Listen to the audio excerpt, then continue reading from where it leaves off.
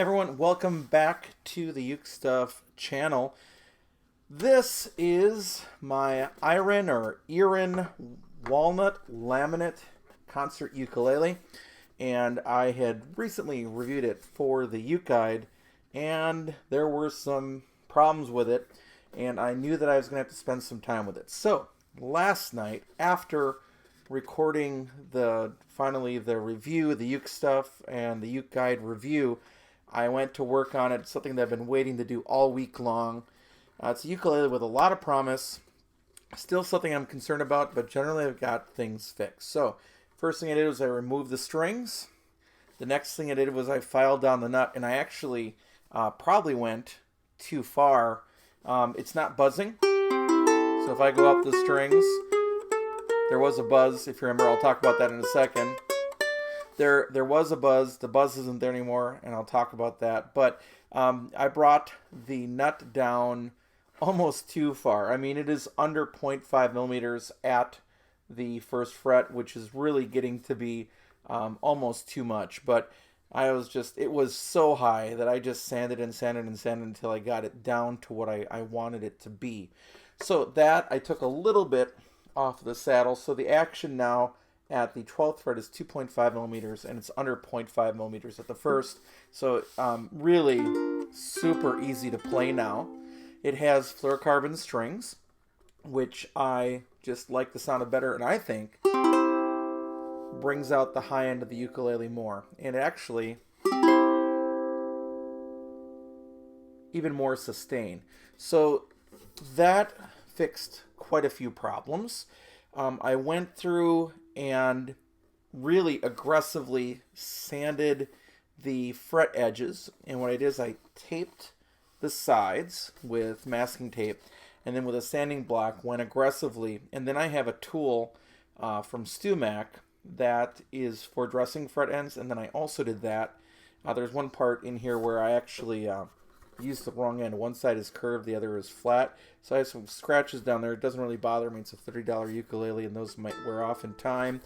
But then I made sure to sand the entire fretboard, not really the fretboard, but the frets with that same sanding block, and bringing it down, tapering it more as we got towards there, but also in the center, because I knew there was a high fret in here that was causing buzzing on the second string, on the first four strings, which is gone. So that's excellent.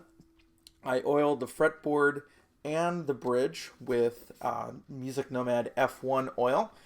And then I checked with intonation, and things are okay. It's not terrible. This doesn't change the fact that the fret is lower at the first fret than it is on one side than it is on the other, but the bridge is also crooked, so that compensates along there, and there isn't really, thankfully, the nut, which isn't angled, is on the one fret that probably has the most space to give, making intonation not terrible. And as you go along and you get to the end,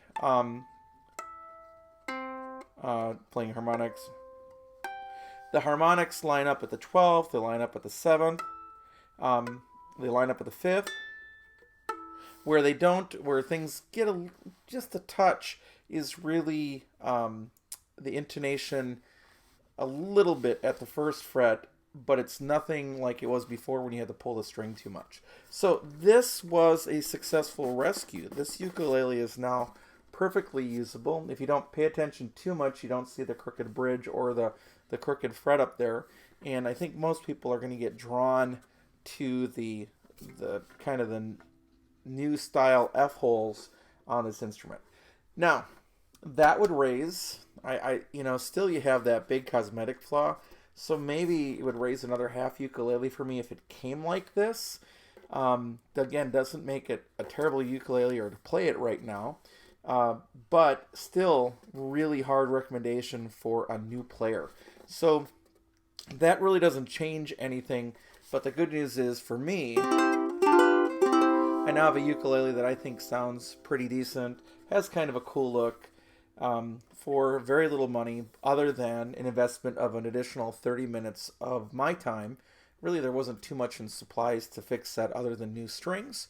These, by the way, are Oasis strings. They're fluorocarbon that come in a double length, and you cut them in half, and then you can do 2 ukuleles with them, so they're a little bit more expensive as a whole. But other than the cost of new strings and just a little bit of my time. Now, again, you take a $30 ukulele and you add 30 minutes of your own time, and suddenly that might not be the bargain you're looking for. So if your time is worth more than, for example, $30 an hour, $15 for a half hour or more, if your time's worth more than that, you've got to add that into the price of a ukulele that you would set up.